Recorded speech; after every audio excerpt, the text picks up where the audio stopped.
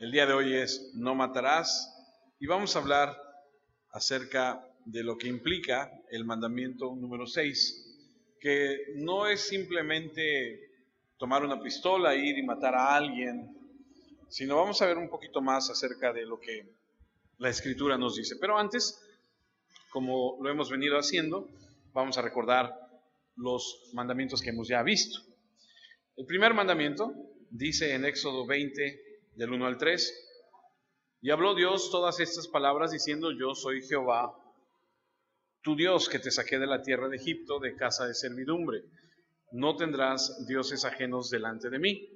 Y aprendimos que el primer mandamiento que el Señor nos da en la Escritura tiene que ver con 4 elementos que son exclusivamente de Dios. ¿Alguien se acuerda? 4 elementos. Número 1, no podemos adorar a nadie más. La adoración solamente le pertenece a nuestro Dios. Número 2, no debemos tener confianza en nadie más. Y no quiere decir que no confiemos en nuestro cónyuge o en alguna otra persona. Más bien la confianza de la que se habla en este momento es de la salvación. No se le puede confiar a nadie, a ninguna imagen, a ninguna otra cosa que no sea el Señor. Número 3, de las 4 cosas que aprendimos que solamente son de Dios, es la invocación. La invocación solamente se le da a nuestro Dios. Hay gente que invoca a muchas cosas, gente que rinde culto a muchas cosas, pero nadie debe tener esto más que Dios. Y por último, aprendimos en el primer mandamiento que la acción de gracias es solamente para nuestro Señor. Entonces, en el primer mandamiento, cuando el Señor nos indica que no debemos tener otros dioses delante de Él, aprendimos que 4 cosas son solamente de Él: la adoración, la confianza, la invocación y la acción de gracias. Solamente Él. Después fuimos al segundo mandamiento, que está en Éxodo 20, a partir del versículo 4, a donde dice: no te harás imágenes, ni ninguna semejanza de lo que está arriba en el cielo, ni abajo en la tierra, ni en las aguas debajo de la tierra. No te inclinarás a ellas, ni las honrarás, porque yo soy Jehová tu Dios, fuerte, celoso, que visito la maldad de los padres sobre los hijos hasta la 3ª y 4ª generación de los que me aborrecen. Y dice: y hago misericordia a millares, a los que me aman y guardan mis mandamientos. Aprendimos en el segundo mandamiento que en algún momento la palabra idolatría, que es una palabra compuesta que tiene que ver con ídolo y con latria, ahora aprendimos que esa segunda parte de la palabra idolatría, es decir, latria, significa adoración, adorar a un ídolo. Y mientras la iglesia romana decía que no se le adoraban a las imágenes, hizo una modificación en el desarrollo de sus ceremonias y entonces dijo: lo vamos a llamar idolodulia, que significa, que viene esta palabra dulia, significa esclavo, siervo. Y entonces dijeron: no es que le adoremos a la imagen, es que le servimos a la imagen. Y aprendimos que el Señor no manda que hagamos eso. El tercer mandamiento está en Éxodo 20, versículo 7. No tomarás el nombre de Jehová tu Dios en vano, porque no dará por inocente Jehová al que tomare su nombre en vano, dice la Escritura. Y aprendimos ahí en esa parte que hay pastores que toman el nombre de Dios en vano, que se dirigen a la iglesia cuando oran y en lugar de orar a Dios utilizan el púlpito, el micrófono, el espacio, el momento para decirle cosas a la iglesia de su corazón, de su sentir y no de Dios. Y utilizan el nombre de Dios en vano. Y también aprendimos que podemos tomar el nombre del Señor en vano cuando atribuimos a su nombre ciertas revelaciones que provienen de Él. Y leímos Deuteronomio. Acompáñeme al libro de Deuteronomio. Si usted hace su anotación, anote Deuteronomio capítulo 18, versículo 22. Donde la Escritura dice: si el profeta hablare en nombre de Jehová y no se cumpliere lo que dijo, ni aconteciere, es palabra que Jehová no ha hablado. Con presunción la habló el tal profeta no tengas temor de él. Y aprendimos que mucha gente toma el nombre de Dios para decir, para profesar ciertas cosas que no son reales y que debemos tener cuidado de nosotros no hacerlo. El cuarto mandamiento está en Éxodo 20 a partir del versículo 8.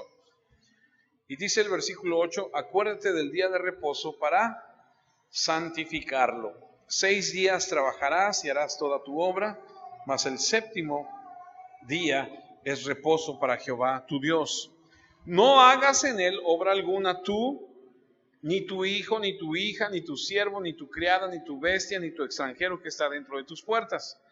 Porque en 6 días hizo Jehová los cielos y la tierra, el mar y todas las cosas que en ellos hay, y reposó en el séptimo día. Por tanto, Jehová bendijo el día de reposo y lo santificó. Ahí, en ese mandamiento, aprendimos que santificar lo que significa es ser diferente.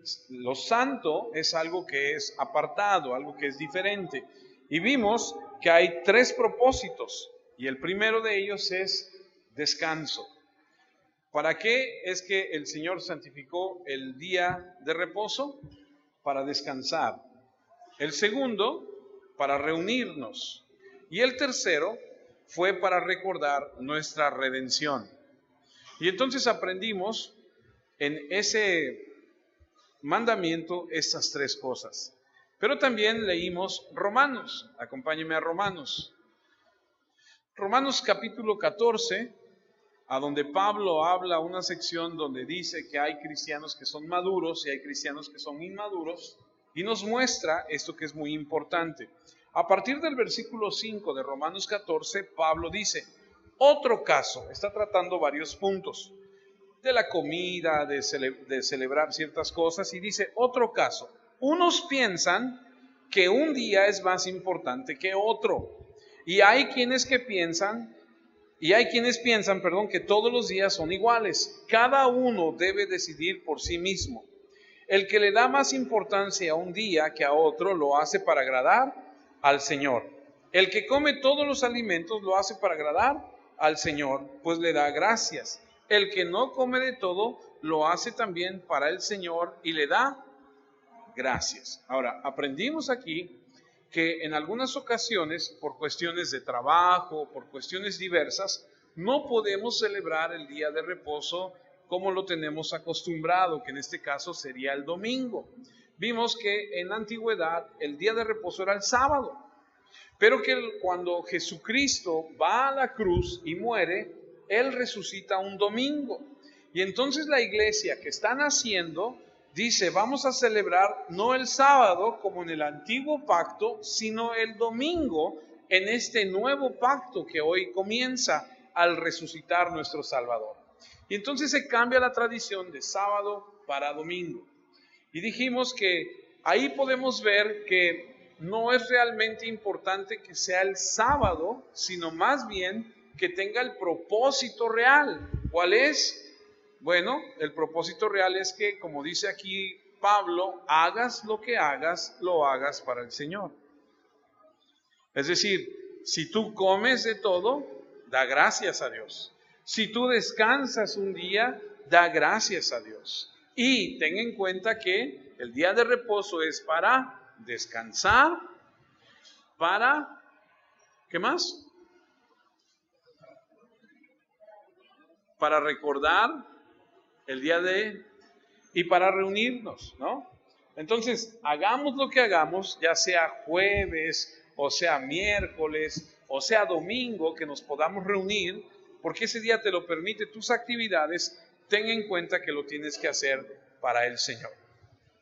Bueno, la semana pasada, que hubiera quedado perfecto si la semana pasada hubiéramos visto honrar a tu padre y a tu madre, porque bueno, iba a caer en el Día del Padre, ¿no? Pero bueno, así son las cosas.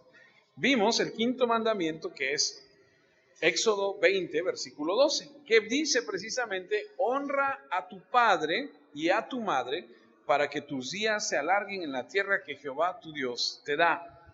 Ahora, cuando aprendimos este mandamiento, que es el número 5, dijimos que la palabra honra es una palabra que se está extinguiendo.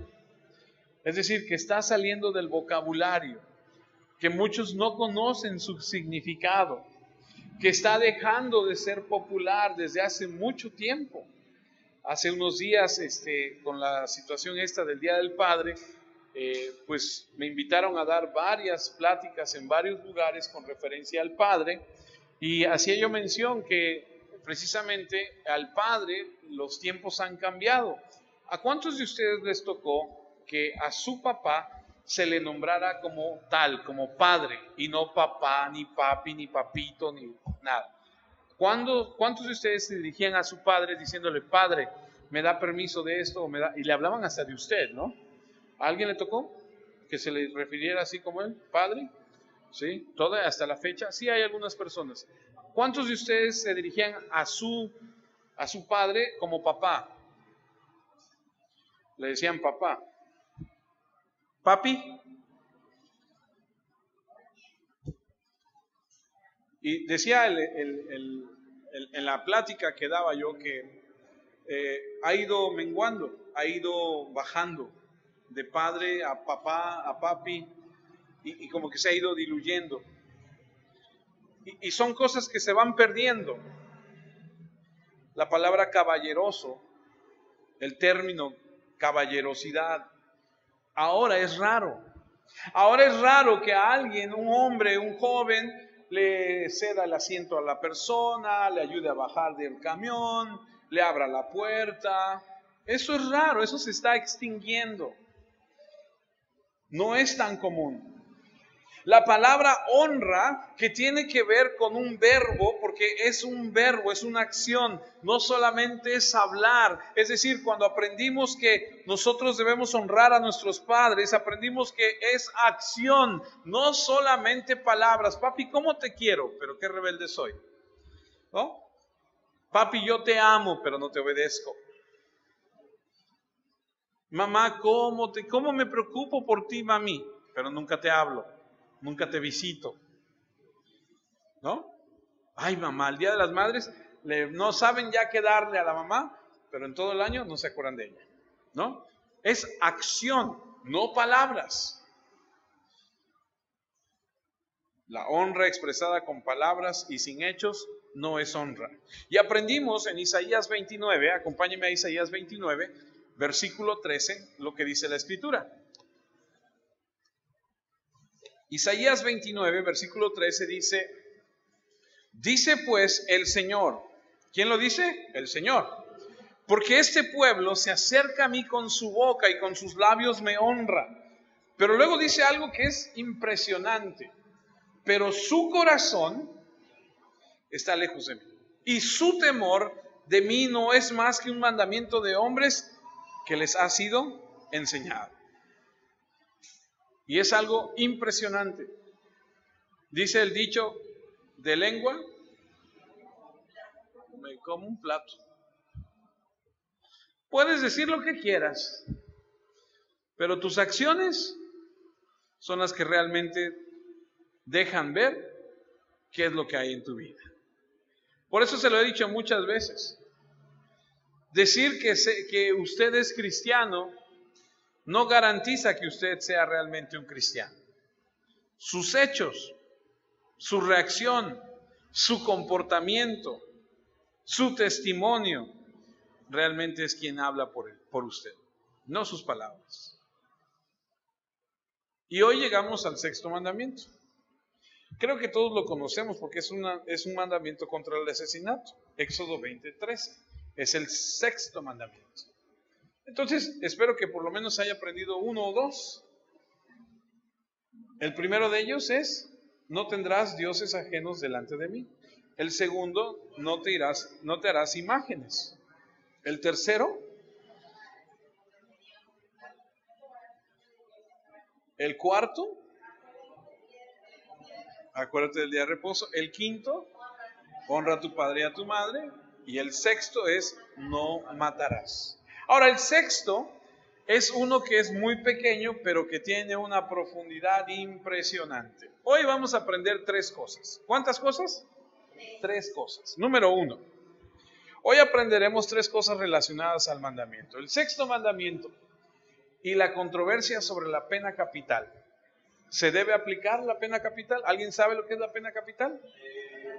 Usted, abogado, sabe lo que es la pena capital, ¿cierto? Si alguien comete algún asesinato, algo que merite, entonces a esa persona la mandan a la silla eléctrica, a una inyección letal, etcétera, etcétera. Ojo por ojo, diente por diente, ¿no?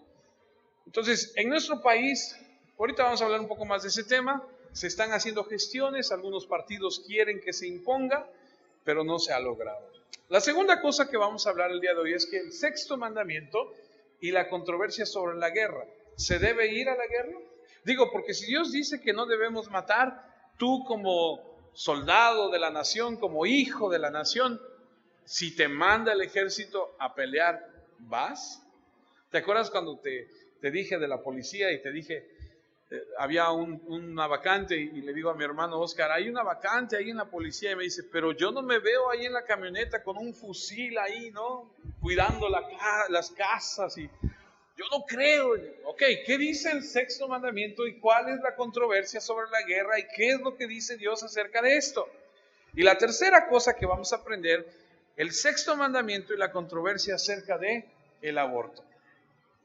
Mucha gente dice, bueno, ciertamente es ilegal, ciertamente ¿debo practicarlo? ¿Hasta dónde tienes derecho a practicarlo?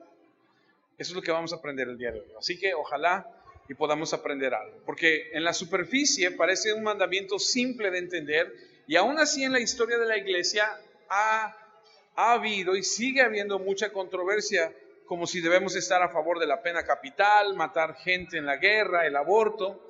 Y como Jesús, que es Dios, sabe todo, Él en el Sermón del Monte se refiere a este mandamiento y nos da una profunda enseñanza. Así que acompáñenme a Mateo. Mateo, capítulo 5. Jesús está en el Sermón del Monte.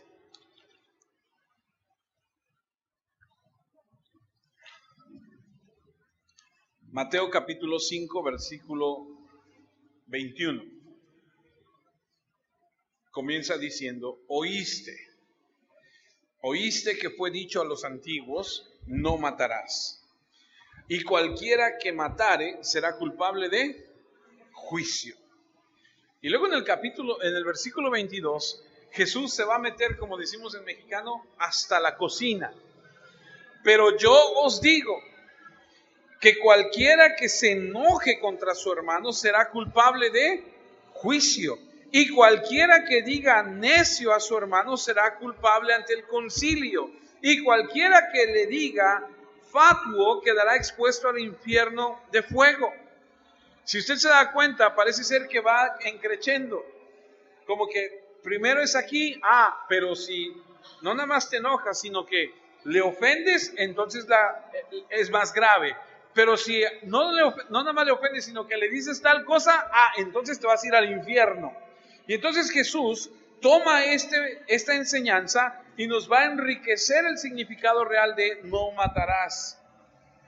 Versículo 23, por tanto, si traes tu ofrenda al altar y ahí te acuerdas que tu hermano tiene algo contra ti, deja ahí tu ofrenda delante del altar y anda, reconcíliate, como dice, primero con tu hermano y entonces ven y presenta tu ofrenda. Me acuerdo que hace como 2, 3 años atrás daba esta enseñanza y le decía yo a ustedes, algunos de ustedes se acordarán, y les decía yo, si tú tienes algo contra alguien, mejor ni vengas a la iglesia. Primero ve, arregla las cosas y luego vienes a la iglesia. Y se ofendió en gran manera a un hombre. ¿Se dan cuenta que cada vez somos menos? Por diversas circunstancias, por lo que sea. Gente que no le gusta, gente que se incomoda, gente que por diversas situaciones no está. Han ido, han venido. Yo me cuestiono como pastor y digo, ¿qué estaré haciendo mal? Porque seguramente hay algo de mi culpa. Pero seguramente hay algo de culpa también de ustedes, de madurez, qué sé yo, de su relación con Dios, etc. Y este hombre me decía, eso está muy mal. Y yo le decía, bueno, es que aquí dice, reconcíliate primero con tu hermano y entonces ven y presenta tu ofrenda. Si tú no puedes seguir esta simple instrucción, entonces ¿qué vas a hacer? Vas a ser un hipócrita. Pero ¿cuántos de nosotros estamos viviendo así?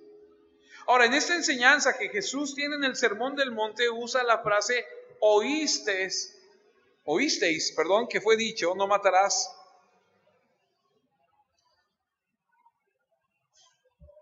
Hay algunas expresiones que encontramos en la Escritura como esta, como por ejemplo diente por diente, etcétera, etcétera, que son expresiones que son conocidas como modismos, que son un lenguaje que tienen una clara y precisa referencia para su tiempo, para el idioma, y que muchas veces no son muy claros para los extranjeros,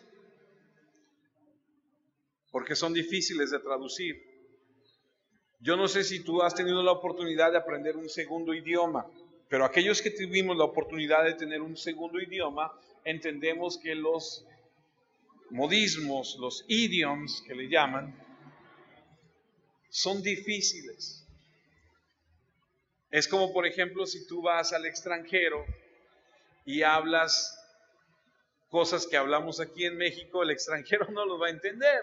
Entonces, cuando él dice, oísteis que fue dicho, o escrito está, no solo hace referencia al término que aparece en algún lugar como si no supiéramos dónde, más bien significa que fue escrito en algún lugar de las Escrituras de manera específica. Y no solo eso, sino hace referencia a algo que dentro de la cultura judía se conoce como halakha, que es la tradición oral de los rabinos, que los rabinos le decían a sus estudiantes su interpretación de la Escritura, pero no de manera escrita, sino de manera oral. Ahora escuchen, esto es interesante. No solo tenían las Sagradas Escrituras, sino también las interpretaciones rabínicas que eran pasadas de una generación a otra de manera oral. Y entre los religiosos esa tradición oral llegó a ser tan exaltada que la ponían a la misma par de la autoridad de las Escrituras. Y entonces Jesús, cuando los confronta, les dice, ojo, Marcos 7:8, ustedes han olvidado los mandamientos de Dios, solo cumplen tradiciones humanas. Y lo que le está diciendo es, ustedes lo que están haciendo es que le están dando más importancia a su interpretación que a lo que dice la Escritura. La tradición con la que sustituían el mandamiento de Dios era esta tradición oral llamada halakha, interpretación que le daban los rabinos a la ley. Y esto es importante porque cuando Jesús lo ves desafiando las tradiciones, escucha, él nunca desafía lo que dice el texto, más bien desafía la interpretación que le daban a través de esta tradición halakha, su tradición oral. Es por eso que cuando vemos a Jesús decir, oíste que fue dicho, no está criticando la ley, sino la interpretación de la ley. ¿A qué me refiero? Cuando dice, no matarás, Jesús dice, no nada más es eso, sino que si te enojas, si ofendes, si haces esto, haces aquello, y va más profundo. Mateo 5:17. Jesús dice, no penséis que he venido para abrogar la ley o los profetas, no he venido para abrogar, sino para cumplir. Es decir, Jesús les dice, yo no vine a quitarla, yo vine a cumplirla. Los fariseos de la época, que son los religiosos, creían que eran muy cumplidores de la ley porque decían, yo no he matado a nadie. Yo le pregunto a usted, maestra, ¿usted ha matado a alguien? ¿Verdad que no? Bueno, eso esperamos, ¿verdad? Pero de acuerdo a lo que dice la interpretación, de acuerdo a lo que Jesús nos dice, de acuerdo a lo que Jesús nos enseña, es que no nada más es matar a alguien al tomar su vida, al quitarle la respiración a alguien, al darle, no sé, sino Jesús dice, no solo es eso, es algo más profundo. Y entonces te dice, cuando te enojas contra alguien, y entonces yo le vuelvo a preguntar, ¿usted se ha enojado contra alguien? ¿Usted ha ofendido a alguien? Yo también creo que sí. Y entonces cobra otro sentido el mandamiento, porque es más profundo. Es más profundo. No solamente es cometer el acto en sí, sino que tiene implicaciones más profundas. Mateo 5:22. Porque yo os digo que cualquiera que se enoje contra su hermano será culpable de juicio. Yo creo que en ese sentido todos estamos expuestos al juicio. Yo no conozco a nadie que no se haya enojado con alguien alguna vez. Hay gente que se enoja muy fácilmente, que tiene mecha corta, como decimos. Déjalo, no lo voltees a ver. Hay gente que es más paciente, que dice, yo aguanto, pero cuando exploto, ¡ja! ¿No? Me imagino a los fariseos en ese momento al escuchar, pero yo os digo que cualquiera que se enoje contra su hermano será culpable de juicio, diciendo, pero ¿cuál es la relación entre el enojo y el asesinato? ¿A poco con solo enojarme con él significa que yo lo haya matado? Bueno, déjame ponértelo de otra forma. El adulterio. Jesús enseña que no solamente se condena a la persona que comete el acto en sí de ir y cometer el acto de adulterio, sino también, y ese es igual, tiene igual de implicaciones profundas. Mateo 5:28. Pero ahora yo te digo que si alguno mira a una mujer con el deseo de tener relaciones sexuales con ella, en su mente ya ha cometido pecado con ella. Es lo mismo.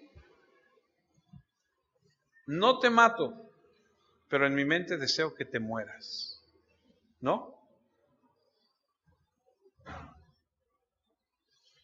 Es profundo. Así que el no matarás cobra otro sentido. Por eso el mandamiento tiene una aplicación más profunda. Pero entonces, ¿qué está diciendo? No puedo ni enojarme, no debo insultar, no debo maldecir o buscar algo que dañe de alguna forma a mi semejante. Esa es la forma más amplia de la ley, no matarás. No debo menospreciar, insultar, odiar o matar en mi mente, ni siquiera con mis pensamientos, con mis palabras, con mis gestos. Porque a veces ni siquiera tenemos que hablarlo, ¿verdad? A veces nada más con, ¿no? Te enojas con alguien. Decía mi mamá que cuando me enojaba tenía ojos de toro loco.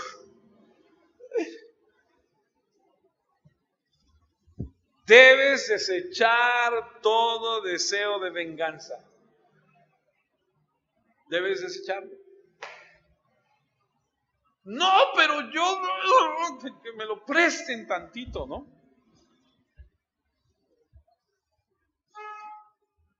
No estoy para dañar o imprudentemente poner en peligro a nadie. Toda violencia, lesión o cualquier cosa nociva que pueda dañar a alguien está prohibido para nosotros. Siempre debemos buscar la paz, cuidarla. Si alguien está en peligro, debemos ayudarlo. Mateo 5:22, pero ahora yo os digo que todo el que se enoje con otro tendrá que responder ante el tribunal, y el que insulte a alguien tendrá que responder ante el consejo, y el que maldiga a otro tendrá que responder por eso en el fuego del infierno. Jesús nos dice que el odio es una violación del mandamiento contra el asesinato. Puede ser que nunca hayas derramado sangre, pero si odias a alguien por cualquier causa, delante de Dios es como si estuvieras asesinándolo. Así que arrepiéntete de todo odio que albergues en tu corazón. ¿Alguna vez has odiado a alguien? Es algo que te consume, es algo que te daña, es algo que te, aquí adentro. Yo había escuchado alguna vez la expresión que, ¡ay, hasta el estómago me dio vuelta! Y yo decía, pues quién sabe, hasta que odié a alguien. Y cuando lo veía pasar, era el estómago me hacía así el entripado. ¿Ya? Y hay gente que hasta tiembla, ¿no? Busca ser lleno del Espíritu en lugar de estar lleno de odio. Eso tiene que ver con el carácter implícito en la ley. La ley no solo prohíbe asesinato, escucha, porque eso es importante. La ley no solamente prohíbe el asesinato, entonces, sino, en el sentido positivo, ordena proteger, preservar, mantener, honrar la vida de todo ser humano.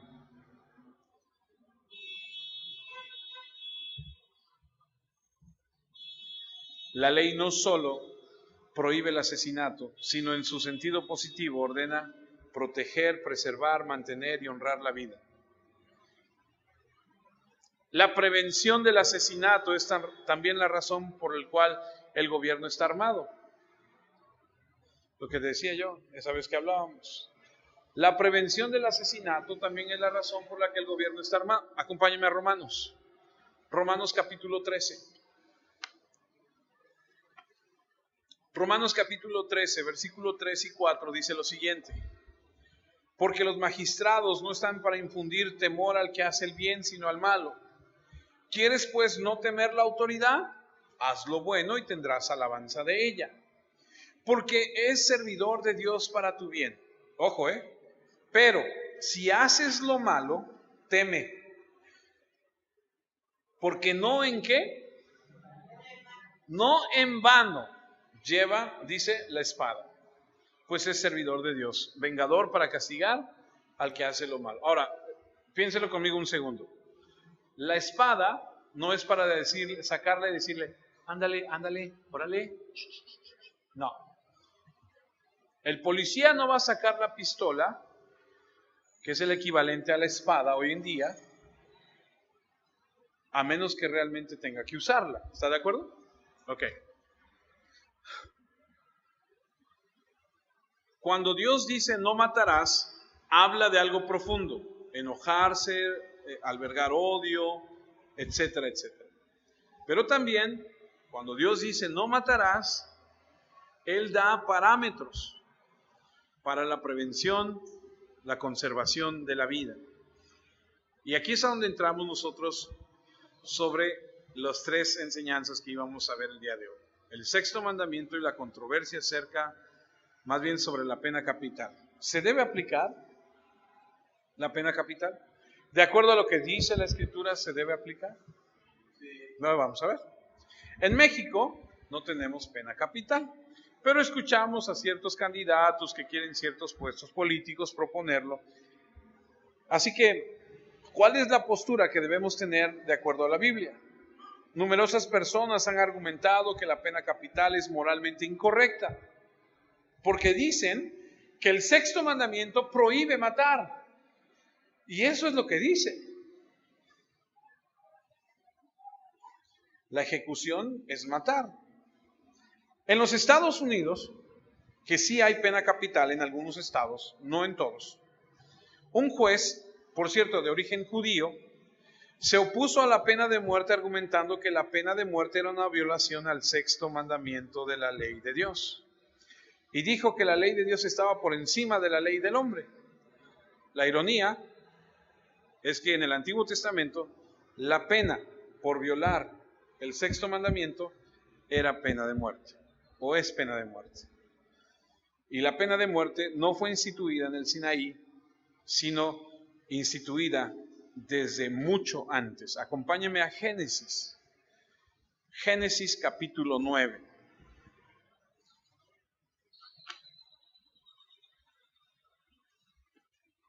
Génesis capítulo 9, versículo 6. Dice la Escritura: el que derramare sangre de hombre, por el hombre su sangre será derramada, porque a imagen de Dios es hecho el hombre. La ejecución fue instituida porque el hombre fue creado a la imagen de Dios. Cualquiera que atente contra otro es acto de considerarse como un asalto a Dios mismo. La vida humana debería de ser tratada como algo tan sagrado, y si alguien intencionalmente, maliciosamente mataba a otro ser humano, esa persona debía ser ejecutada. Ahora, en nuestra cultura es curioso porque oponerse a la pena de muerte invariablemente se basa en lo sagrado que es la vida humana. Pero ¿cómo conciliamos la idea de votar en contra del aborto y votar en favor de la pena de muerte? No sé si me explico. Algunas personas dicen no al aborto, pero sí a la pena de muerte. Entonces, ¿dónde está la base para eso? Bueno, ahorita vamos a ver. La perspectiva bíblica del sexto mandamiento es preservar la vida humana. Por un lado, en contra del aborto para preservar la vida, y por el otro lado, a favor de la pena capital, porque así disminuyes, proteges y mantienes los atentados contra la vida humana. Es decir, no al aborto, sí a la pena de muerte, porque si hay pena de muerte, entonces los asesinatos disminuyen.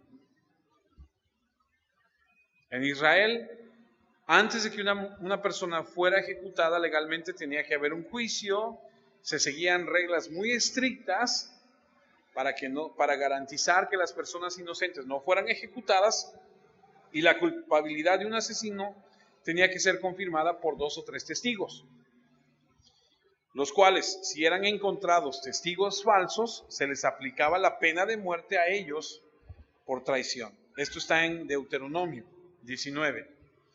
Permítame leérselo. Deuteronomio 19, versículo 15. Un solo testigo no es suficiente para inculpar a alguien acusado de haber cometido algún crimen o pecado. El asunto debe ser juzgado con la palabra de 2 o 3 testigos. Se puede dar el caso de que un testigo perverso se presente y dé falso testimonio en contra de alguien. Los 2 hombres que tienen la disputa se presentarán ante el Señor y ante los sacerdotes y jueces que estén en servicio en esos días. Entonces los sacerdotes investigarán cuidadosamente si el testigo dio falso testimonio en contra de su hermano. Si se comprueba el falso testimonio, entonces le harás al testigo que dio falso testimonio lo mismo que él planeaba hacerle a su hermano. Así quitarás el pecado del medio de ti. El resto de la gente se enterará de esto y tendrá temor. Ellos nunca más harán una maldad de esta clase. No tendrás compasión de él. Una vida se pagará con otra vida, un ojo con otro ojo, un diente con otro diente, una mano con otra mano y un pie con otro pie.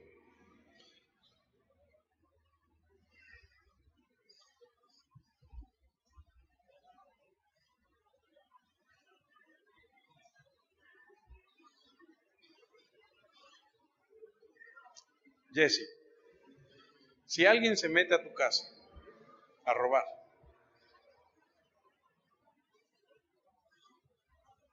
y pone en peligro la integridad de tu familia, ¿qué haces? ¿Qué le dices? ¿Soy cristiano? La Biblia dice que no te debo matar, que no debo hacer nada. Llévate todo lo que quieras, pero no nos hagas daño. Esa puede ser una postura, ¿cierto? Y la persona puede decir, ok, y me llevo todo. Pero si atenta contra tu familia,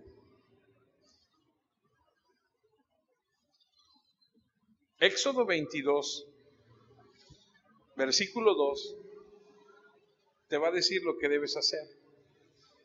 Si alguien me asalta o se mete en mi casa, ¿qué hago? ¿Cómo ve la ley del Antiguo Testamento el actuar de matar en defensa propia? Ahí déjalo, no lo muevas todavía.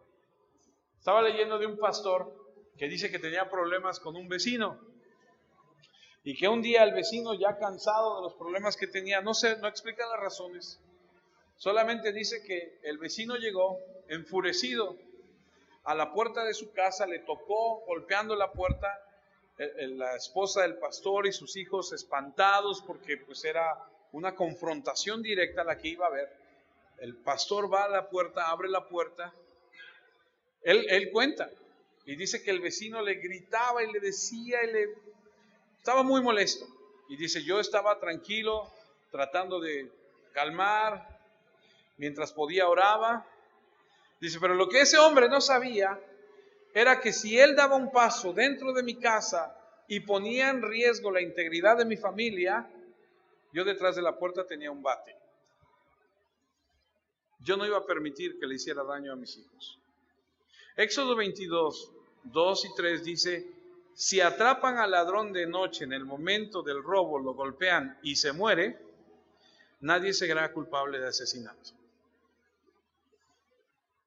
Y tú dices, bueno, pues me lo echo, ¿no? Pero el 3 dice, pero si ya es de día, será castigado quien lo haya golpeado y dado muerte. El ladrón debe pagar lo que se robó. Si no tiene con qué pagar, será vendido como esclavo para que pague así lo que robó. Entonces, es como decir, bueno, yo me defiendo, ¿no? De noche no se ve, todos los gatos son pardos, dicen por ahí, ¿no? Pero de día, tú ves, tú puedes, es otra situación. Entonces, espero que nunca estemos en una situación así. Espero que Dios nos dé su gracia y su favor, que no tengamos que estar en eso.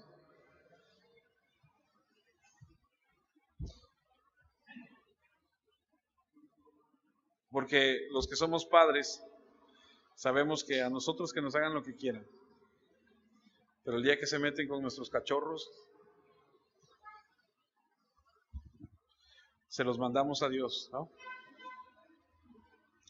El sexto mandamiento y la controversia sobre la guerra.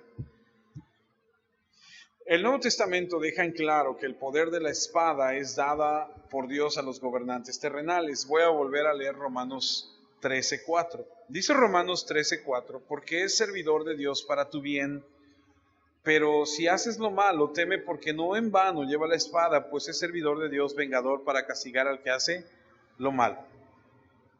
Escucha, la espada no es dada para uso personal, solo es dada para uso institucional. Debe hacerse uso solo en defensa de los inocentes y de las causas justas. Y esto ha sido la base histórica para la visión cristiana de la guerra. San Agustín de Aquino dijo que todas las guerras son incorrectas y malas, pero no todas las participaciones en las guerras es necesariamente malvada, porque a veces hay que ir a la guerra para que haya paz. Si nos invadiera una nación y empezara a matar a todos los mexicanos, el gobierno está obligado a defenderse. El gobierno está obligado a defender a los compatriotas. No es como dijeron, sí, pues mátenos. Dice la Escritura que el gobierno lleva la espada y estará obligado a defendernos. Eso es lo que se llama el justo uso de la espada en la guerra. No conlleva la idea de defiendo a mi país solo porque es mi país, sino antes de que cualquiera levante una espada, pistola, lance una bomba atómica o haga lo que pueda dañar a cualquier persona, debemos entender que si vamos a hacerlo, tiene que ser por la causa justa y no por algo malvado. Soy fanático de la Segunda Guerra Mundial y he leído que cuando Nueva Inglaterra entra en la guerra en contra de la Alemania, los bombarderos, los los que estaban en la Fuerza Aérea oraban a Dios y le decían: Señor, danos tu gracia y tu favor para acabar con el enemigo. Invocaban el nombre de Dios y salían a la guerra a pelear para evitar que la Alemania nazi siguiera invadiendo, siguiera avanzando. Y hay algunos relatos que parecen ser milagrosos de cómo Dios impide a la nazi invasora seguir avanzando. Todos los gobiernos pueden ser malvados, todos pueden usar la espada, solamente asegurémonos de que si se va a hacer, se haga de manera justa. Ojalá que nunca tengamos que hacerlo, ojalá que nunca tengamos que ver o vivir una situación así. Yo me acuerdo que hace algunos años, se los he platicado, iba yo caminando con mi esposa y de repente salió un hombre de entre los camiones corriendo y detrás de él una mujer que decía: atrápenlo, agárrenlo, lleva mi bolsa, y pasa junto de mí, y lo primero que yo hice fue pescarlo de aquí del cuello y ponerlo sobre el muro, y lo tenía yo así arrinconado en el muro, y llega la señora y dice: gracias, y le quita su bolsa y se va, y yo me quedo con el pelón aquí, y me dice mi esposa: ¿qué haces? Y le digo: no sé, solamente fue un instinto que... gracias a Dios aquí estoy, no pasó nada, lo solté y se fue corriendo. Y a lo que voy es que Dios nos libre de tener que vivir situaciones a donde tengamos que hacer. Y ojo, porque no va a decir: no, es que nos dijo que sí podemos, así que qué onda, ponle como quieras. No, hoy en día las cosas están muy difíciles. Iba yo en la moto y de repente vi que un coche se le para a una moto y están peleando, y de repente, y el de la moto se le acerca así por la ventanilla y le dice: ¿qué onda? ¿Traes con qué defenderte? Bájate, porque yo sí traigo. O sea, hoy en día tú no sabes con quién te topas, qué va a pasar.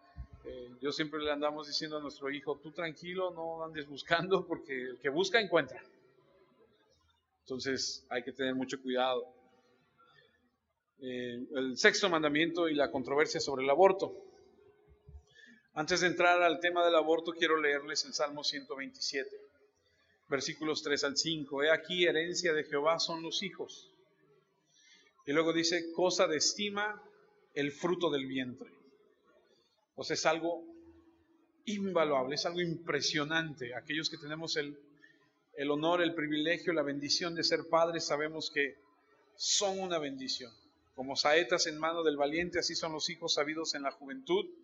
Bienaventurado el hombre que llenó su aljaba de ellos, no será avergonzado cuando hablare con los enemigos en la puerta.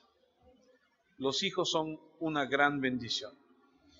Conozco gente que dice que los hijos son una carga, que le vinieron a arruinar la vida, que no los quieren. Trabajo con una persona ahí en donde estoy, en una de las secciones, que poco a poco hemos podido ir haciendo una relación más estrecha por el trabajo, y al saber que soy pastor me confiesa y me dice: a mí mi mamá me ha tratado muy mal toda la vida y siempre me ha dicho que soy una inútil, que soy una tonta, que me pegaba, me hacía, me corrió, etcétera, etcétera, cosas terribles. Y me pongo a pensar y digo, hay mucha gente que así trata a sus hijos, pero la Biblia dice que son cosas de gran estima. Y yo sé que usted y yo amamos a nuestros hijos, y que espero que usted jamás le diga algo así a sus hijos, ¿no? Sino todo lo contrario. Y hay mucho debate sobre el aborto, hay varios puntos de discusión sobre si la vida comienza con la concepción, a los 3 meses, cuando se desarrolla el cerebro, cuando el corazón comienza a latir, etc. Hay muchas personas que apoyan el aborto y coinciden con que el feto ya tiene vida, pero discuten si sigue siendo ético abortar sobre la base del derecho de la mujer. Pero es que la mujer decide sobre su cuerpo y entonces tiene derecho a abortar.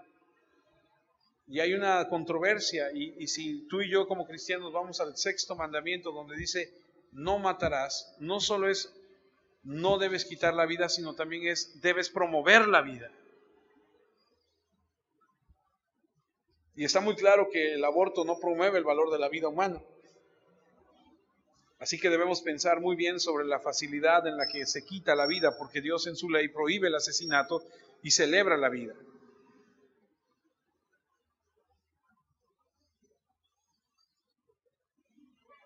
Estaba estudiando y me metí a ver un poquito acerca del aborto y le confieso, no quise seguir más, porque estaba buscando el nombre de las herramientas que usan para practicar los abortos y empecé a ver las diferentes herramientas que usan y es terrorífico. Hay unas pinzas que usan para decapitar al bebé y luego otra que es como un gancho para jalar el resto y luego otra que es como una espátula para raspar y nada más es la imagen de la herramienta que utilizan, pero ahí te explican para qué lo usan. Y tú dices, ¿cómo puede ser posible que alguien introduzca una herramienta y que decapite a un bebito y que lo saque por pedazos? Porque eso es lo que hacen. Entonces no puede ser posible, pero existe, lo hay. Jesús en el Sermón del Monte dice que la prohibición del asesinato tiene que ver también con el odio y el enojo hacia una persona. Así que no solo prohíbe asesinar, sino también el asesinato potencial. Porque no solamente se trata de que vas, tomas una pistola y le quitas la vida a alguien, sino el asesinato potencial. No te puedo matar, pero en mi corazón deseo que te mueras o deseo que algo malo te suceda. Y también prohíbe eso. Regreso a Mateo 5:22, pero ahora yo les digo que el que se enoje contra otro tendrá que responder al tribunal, el que insulte a alguien tendrá que responder al consejo y el que maldiga a otro tendrá que responder por eso en el fuego del infierno. Y primero de Juan 3:15 dice, todo aquel que aborrece a su hermano es homicida, y sabéis que ningún homicida tiene vida eterna permanente en él. Yo creo que es de pensarse, porque el aborto es un asesinato de una vida en potencia. Que muchos dicen, no, todavía no tiene vida, pero hay potencial de vida y el no matar no nada más es cometer el acto, sino lo que puedes desear. Y no nada más es eso, sino que no matar tiene que ver también con preservar la vida. Y creo que debería quedar grabado en nuestro corazón. Antes de tomar una pistola, mandar a alguien a una silla eléctrica o tomar unos forceps, deberíamos saber si estamos haciendo lo correcto. Ahora, si la prohibición de matar ordena la protección positiva de la vida, creo que es bueno decir que debemos abstenernos de drogas, de alcohol, de sustancias que atenten contra nuestra vida.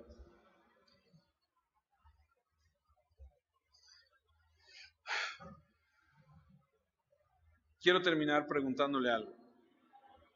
¿Hay cosas que usted como individuo puede hacer para promover un verdadero reconocimiento del valor de la vida?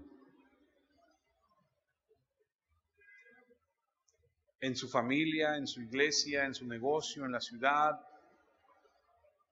¿Hay algo que tú puedas hacer para promover el valor de la vida? Porque si lo hay, si hay alguna buena razón, ¿por qué no hacerlo?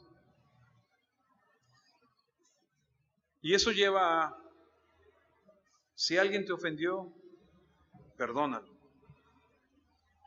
Si estás enojado con alguien, perdónalo.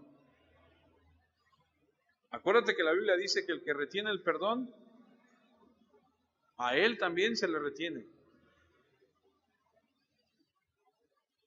Y si tú crees y piensas, no, pero es que tú no sabes lo que me hicieron y lo que me dolió y todo lo que he pasado, acuérdate de Jesús. todo lo que le hicieron a él, todo lo que vivió, todo lo que pasó. ¿Y qué dijo él cuando estaba en la cruz? Padre, perdónalos, que no saben lo que hacen.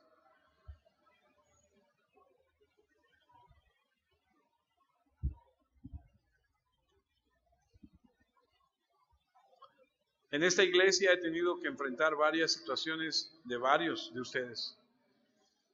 Enojos de unos contra otros en diversas ocasiones. Parece ser que entre nosotros no hay amor, parece ser que entre nosotros no hay madurez. Ha habido chismes, pleitos, malentendidos, gente se ha ido por eso.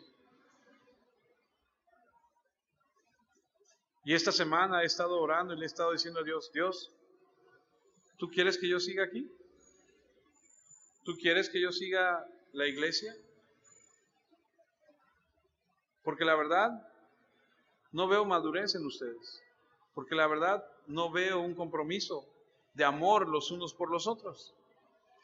Y le digo algo, a veces me desanimo y me canso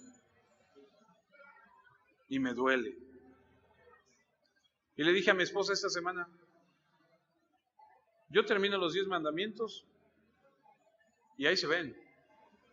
Yo cierro la iglesia y busque una iglesia donde congregarse. Yo no me quiero condenar. ¿Usted se quiere condenar? Eso es cosa de usted. Y se lo digo con todo cariño y con todo respeto. Yo no. Yo regalo las sillas, el cañón, todo lo que hay aquí a una iglesia en la sierra que no tenga nada. Le doy las gracias a la señora que nos rentó el lugar y le digo, mira, creo que se lo dejamos un poquito mejor. Porque las sillas no son mías, ni son de usted, son de la iglesia. Se las damos a alguien. Yo voy y me siento en otra congregación a escuchar, a aprender, a seguir adelante. Me da tristeza, me duele. Casi 5 años de estudiar, de enseñar, y parece ser que no hay un avance. Entonces yo digo, pues mejor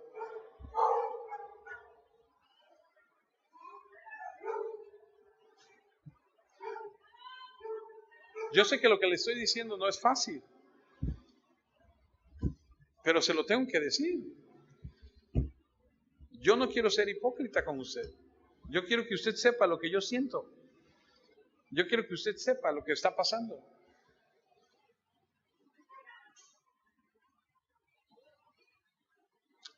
Si vamos a seguir a Jesucristo, tenemos que madurar. Jesucristo no es una religión, no es un domingo sí, 3 no, hoy tengo ganas, mañana no. Está suspendida la reunión de Corintios en mi casa, en su casa, ya la cerré. No va nadie. Tal vez yo tenga la culpa. Tal vez no, eso lo va a juzgar Dios.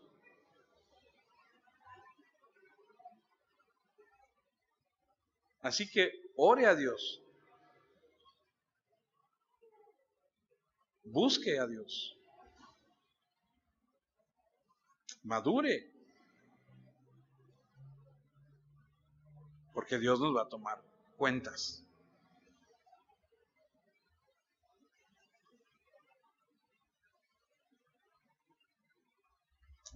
Vamos a orar. Señor, te damos gracias por tu palabra. Te agradecemos que nos des la oportunidad de estar juntos y te ruego con todo mi corazón que lo que tú has hablado hoy a nuestra vida lo podamos atesorar. Todos tenemos diversas situaciones, vivimos diferentes cosas, pero la realidad de todo y al final del día es que tú mereces toda gloria y toda honra. Porque sea lo que sea que esté viviendo, la gloria es para ti. Gracias por este tiempo, por permitirnos estar juntos, porque eres bueno, porque eres fiel, porque tú sustentas a tu pueblo y porque tú tienes cuidado de nosotros. Sigue enseñándonos y sigue mostrando en nuestras vidas lo que tú quieres para nosotros. Y ayúdanos a madurar en Cristo Jesús. Amén, Señor. Amén.